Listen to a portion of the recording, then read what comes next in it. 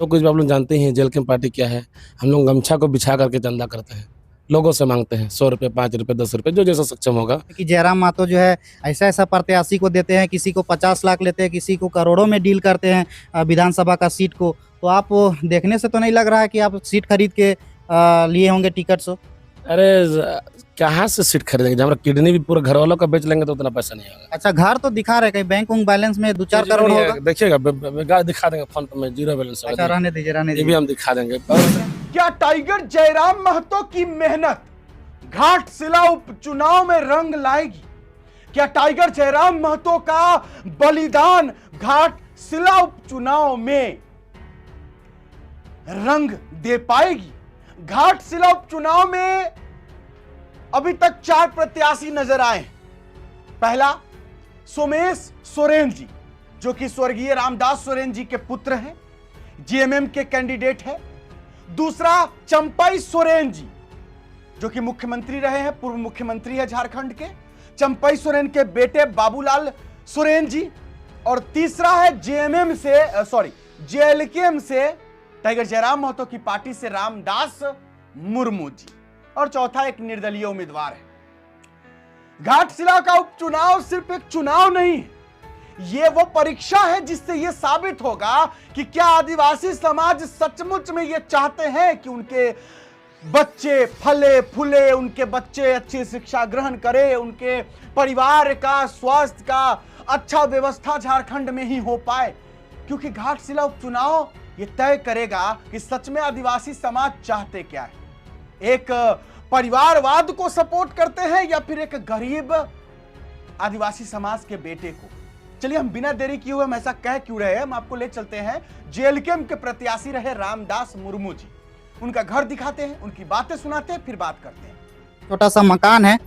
और अच्छा, भैया है घर में अभी? हाँ भैया तो है घर में। हाँ चलिए, किधर है भैया, थोड़ा दिखाइए तो। देखिए, मैं अभी आया तो यहाँ कपड़ेला वाला जो था वहाँ सट भी गया था। अच्छा, ये भैया इधर निकल रहे हैं, यही है। जोहार भैया। जोहार।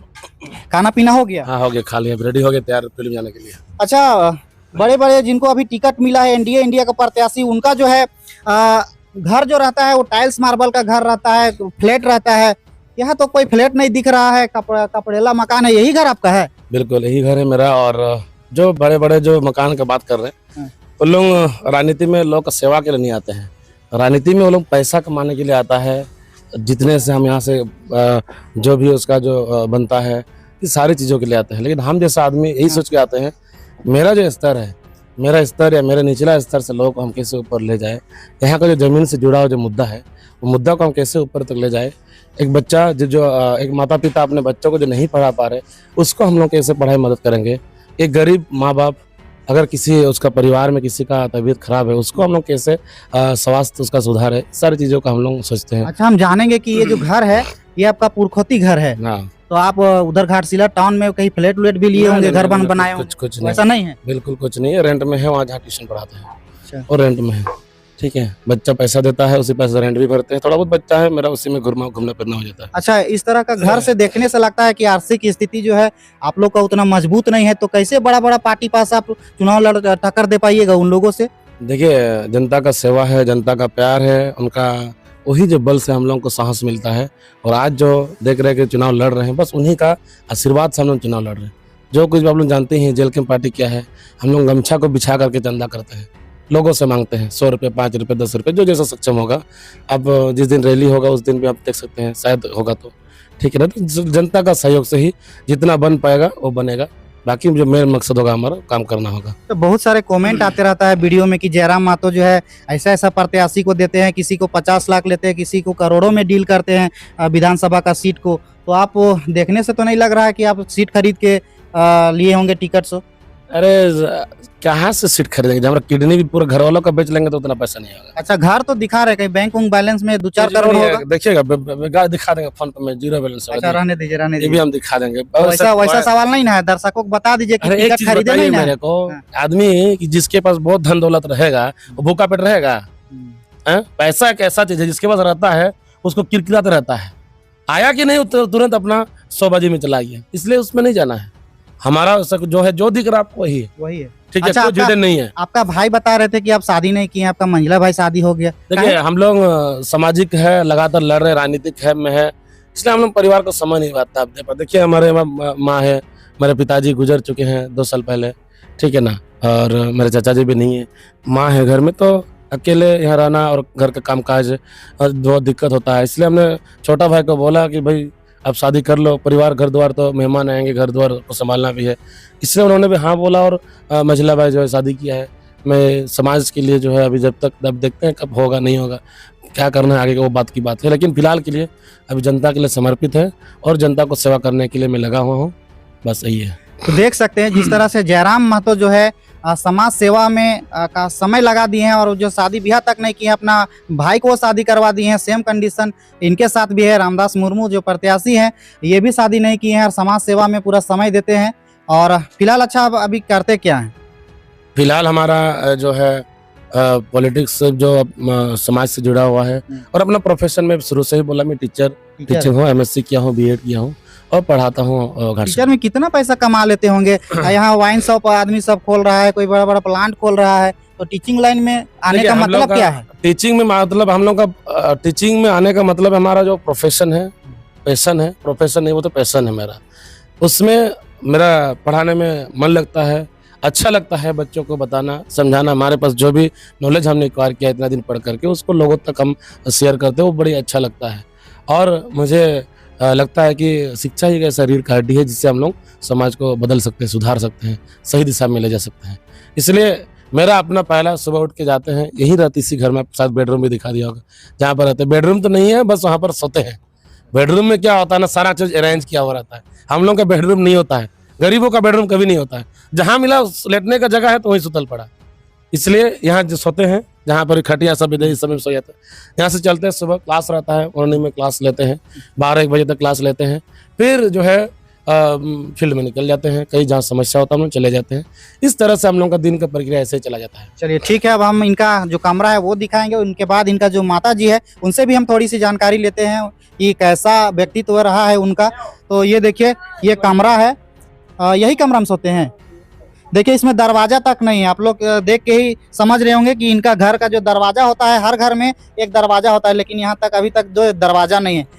आइए देखिए, यहाँ कोई पलंग पुलंग भी नहीं है, एक सिंपल सा यहाँ पर चौकी रखा हुआ है, बेड में अच्छा सा बेडशीट डाला गया, मच्छरदानी है, और यहाँ इस तरह से छोटा सा एक कमरा में इनका दिनचर्या जो है वो गुजरता है। रात का वक्त गुजरता है, बाकी बात दिन में तो ये अपना कोचिंग जाते हैं। ऊपर थोड़ा सा दिखाइए, ये देखिए बांस का जो है मेरा पिताजी लोग मेहनत करके इसको जो है छत बनाया है। अच्छा। क्योंकि ये देखिए, ये एक सेफ्टी की फॉर्म से देखिए, हाँ। ऊपर में जो टाली है ना, हाँ। जब हवा चलता है, पानी चलता है तो ऊपर छींटा मरता है, और हवा से भी मान लीजिए टाली गिरने से भी एक तो सेफ्टी है, कहते हैं पिताजी लोग से करते हैं, और अच्छा भी लगता है। गर्मी जो है ना, ये जिस तरह से हम लोग भी करते हैं ना, क्या बोलते हैं इसको, ऊपर में जो घर है, कोठा नहीं, जो हम बिल्डिंग घर में नहीं करते, ऊपर में जो लगाते हैं, उस तरह से ये मिट्टी घर में इस तरह से लगाते हैं। ये देसी जुगाड़, लकड़ी का है, ये बांस का है, यहाँ पर पुआल है, उसके ऊपर मिट्टी है, इस तरह से ये बहुत ठंडा रहता है। तो ये पुराना सा घर है। बाकी बात इधर देखिए, चाची जी हैं। चाची जी प्रणाम।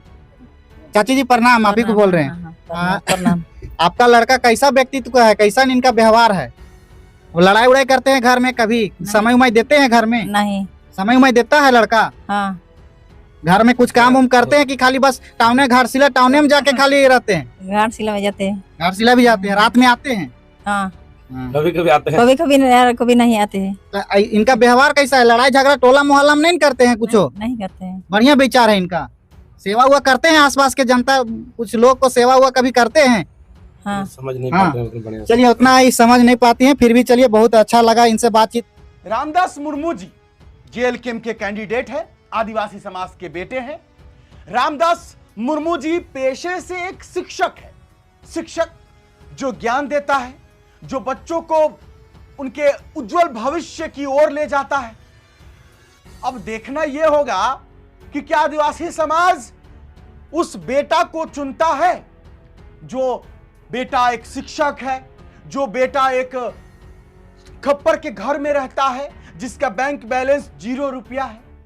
क्या आदिवासी समाज रामदास मुर्मू को, जो कि जेएलकेएम के टिकट से चुनाव लड़ रहे हैं, उनको जिता करके ये साबित करते हैं कि हां गरीब का बेटा ही अब राजा बनेगा, गरीब का बेटा ही अब जो है विधानसभा में जाएगा, या फिर आदिवासी समाज के भाई बंधु पूर्व विधायक स्वर्गीय रामदास सोरेन जी के बेटे सोमेश सोरेन जी को जिताते हैं, या फिर बीजेपी के उम्मीदवार बाबूलाल सोरेन जी जिनके पिताजी मुख्यमंत्री रहे चंपई सोरेन, उनके बेटे को जिताते हैं। देखना तो होगा, क्योंकि घाटशिला उपचुनाव ये एक चुनाव नहीं है, ये साबित करेगा। टाइगर जयराम महतो जी जब चुनाव लड़ रहे थे, झारखंड विधानसभा चुनाव, उस समय टाइगर जयराम महतो की पार्टी जेएलके से कोई विधायक नहीं थे।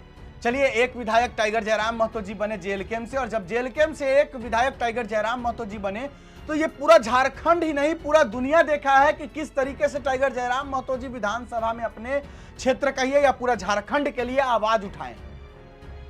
तो वही देखना होगा कि घाटशिला उपचुनाव से घाटशिला की जनता किसे वोट करती है, रामदास मुर्मू जी को, सोमेश सोरेन जी को, या फिर बाबूलाल सोरेन जी को। सोमेश सोरेन जी विधायक पुत्र यानी विधायक के बेटे, मंत्री पुत्र कहिए, मंत्री भी रहे, शिक्षा मंत्री थे। हमारे बाबूलाल सोरेन जी जो बीजेपी के टिकट से चुनाव लड़ रहे हैं, वो चंपई सोरेन के बेटे जो कि पूर्व मुख्यमंत्री रहे हैं। और एक तरफ हमारे जेएलके से रामदास मुर्मू जी, जिनका बैकग्राउंड में कोई नेता, कोई विधायक, कोई मंत्री उनके पिताजी नहीं रहे, जिन्होंने अभी तक शादी भी नहीं की, जो एक शिक्षक है पेशे से। उनका घर क्या है आप लोगों ने देख लिया, और बैंक बैलेंस कितना है ये भी आप देख लीजिए। अरे आप लोग गरीब के लड़का को विधानसभा में भेजिएगा, तब ना वो विधानसभा में जाकर गरीब का काम करेगा। आप किसी राजा के बेटा को आप जिता के विधायक बनाइएगा तो आपको देखने आएगा नहीं। कहते हैं कि आज झारखंड में आदिवासियों को सताया जा रहा है, आदिवासी बचाओ अभियान चलाया जा रहा है। अरे भाई मेरे, झारखंड बने 25 साल हुआ, और 25 साल में जितने भी मुख्यमंत्री रहे झारखंड के सभी आदिवासी समाज के थे। और अभी भी वर्तमान मुख्यमंत्री माननीय हेमंत सोरेन जी आदिवासी समाज के बेटे हैं। तो जब मुख्यमंत्री आदिवासी समाज के आज तक बने, अभी भी मुख्यमंत्री आदिवासी समाज के, तो फिर आदिवासियों को कौन लूटा, आदिवासियों के साथ गलत कौन किया, सवाल तो है। बात यह है कि जब तक आदिवासी समाज सही में नहीं जागेगी, तब तक कुछ लोग इन लोगों को दिग्भ्रमित करके, जैसा कि किया भी जा रहा है ना, टाइगर जयराम महतो के प्रति एक ऐसा षड्यंत्र रचा जा रहा है कि टाइगर जयराम महतो जी आदिवासी के एकदम हितैषी नहीं है, एकदम आदिवासी के ये एगो है ना, अठन्नी चवन्नी एक मेरा टाइगर जयराम महतो आदिवासी से बम के ला, ऐसा एक स्लोगन भी खूब वायरल हुआ। मतलब एक प्रोपेगेंडा बनाया गया कि टाइगर जयराम महतो को साबित कर दो कि ये आदिवासी का एकदम विरोधी है, ये आदिवासी के लिए सोचता ही नहीं। जबकि सच ये नहीं है। सच ये है कि टाइगर जयराम महतो जी सबसे पहले देखते हैं कि झारखंड में झारखंडी को क्या चाहिए और झारखंडी के लिए सही क्या है। वो न महतो की बात करते हैं, न माझी की बात करते हैं, वो बात करते हैं झारखंडी की। न वो कुर्मी की बात करते हैं, न वो आदिवासी की बात करते हैं, झारखंडी की। अरे कुर्मी आंदोलन था, कुर्मी आंदोलन में जो उनका मांग है उनके लिए वो समर्थन किए क्योंकि वो कुर्मी समाज के बेटे थे। इसमें कोई बुराई नहीं। यहां तक कि टाइगर जयराम महतो ही सिर्फ नहीं समर्थन दिए थे, जो बीजेपी के आपके हैं बाबूलाल सोरेन जी जो उम्मीदवार हैं घाटशिला उपचुनाव के, वो जिस गठबंधन में आजसू उन्हीं के साथ गठबंधन में उन्होंने भी तो समर्थन दिया। सुदेश कुमार महतो जी है, तिवारी महतो जी, कांग्रेस जो जेएमएम के प्रत्याशी है हमारे सोमेश सोरेन जी, वो भी तो कांग्रेस के साथ गठबंधन में। कांग्रेस के बड़े बड़े नेता जो कुर्मी नेता उन्होंने भी तो समर्थन दिया। लेकिन टाइगर जयराम महतो को लोग टारगेट किया, किसी भी तरीके से इसको दबाना है। हम ज्यादा कुछ नहीं बोलेंगे, समझदार को इशारा काफी होता है। अब देखना होगा कि घाटशिला उपचुनाव में जीतता कौन है। और यह तय है कि अगर आप परिवारवाद को आगे बढ़ाइएगा तो याद रखिएगा आप कभी आगे नहीं बढ़िएगा, क्योंकि जो परिवारवाद को आगे आप बढ़ा रहे हैं वो परिवार के लिए सोचेगा, आपके लिए कभी नहीं सोचेगा। आगे आपकी मर्जी, जो ऐसा भी आपको अच्छा लगे। फिलहाल अभी के लिए इतना ही है, इजाजत दीजिए मुझे। मेरा नाम बिट्टू सिंह, आप इस वीडियो को मिस्टर बिट्टू पर देख रहे होंगे। जोहार, जय हिंद।